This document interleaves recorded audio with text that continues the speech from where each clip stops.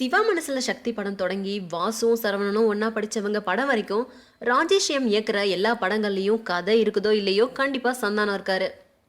தன்னுடைய படத்துக்கு சந்தானம் மிகப்பெரிய பலம்னு அவரு பக்காவா புரிஞ்சு வச்சிட்டு இருக்காரு ராஜேஷ். அதனால தன்னுடைய ஒவ்வொரு படங்கள்லயும் சந்தானம் இருக்கணும் அப்படின்னு தீர்மானமா இருக்காரு. ராஜேஷ் இயக்கும் படங்கள்ல வெளிப்பார்வைக்கு சந்தானம் காமெடியன் போல தெரிஞ்சாலும் ஏறக்குறைய கதாநாயகனுக்கு ஈக்குவலான கேரக்டர்ல தான் சந்தானத்தை நடிக்க வைப்பாரு.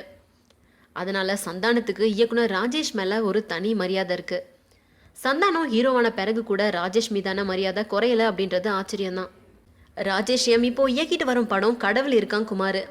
ஜிவி பிரகாஷ் குமார் கதாநாயகனா நடிக்கிற இந்த படத்துல சந்தானம் நடிக்க மாட்டாரு அப்படின்னு திரையுலகில் நிறைய பேர் சொல்லிட்டு வந்தாங்க. சந்தானம் இப்போ ஹீரோ ஆயிட்டாரு, அதனால இவரு காமெடியனா நடிக்க மாட்டாரு அப்படின்ற அடிப்படையில கடவுள் இருக்கான் குமார் படத்துல சந்தானம் நடிக்க மாட்டாரு அப்படின்னு லாஜிக்லாம் சொன்னாங்க.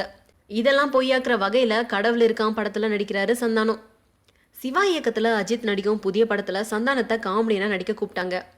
5 கோடி வரைக்கும் சம்பளம் தருவதாக சொன்னாங்க. சாரி, இனி நான் காமெடியன் இல்ல, அஜித்தை போலவே நானும் ஒரு ஹீரோ அப்படின்னு கூலா சொல்லி அனுப்பியிருந்தாரு சந்தானம்.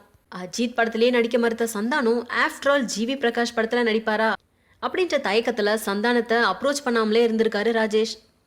கேட்டு பாருங்க சார் அப்படின்னு உதவி இயக்குநர்கள்லாம் உசுப்பி விட தன்னுடைய முந்தைய படங்களை போலவே கடவுள் இருக்கான் குமார் படத்துலையும் சந்தானத்தினுடைய பங்களிப்பு இருக்கணும் அப்படின்னு கேட்டிருக்காரு ராஜேஷ்.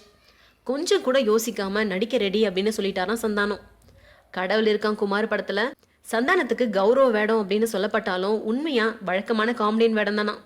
சினிமாவில் இருக்க பலரும் அஜித்தை தலையில வச்சு கொண்டாடிட்டு இருக்க சந்தானமும் அஜித்தை விட எனக்கு ராஜேஷ் தான் பெருசு அப்படின்னு செயல காட்டிட்டாரு. மேலும் சினிமா செய்திகளை தொடர்பு கொள்ள லைக் மற்றும் சப்ஸ்கிரைப் செய்யவும்.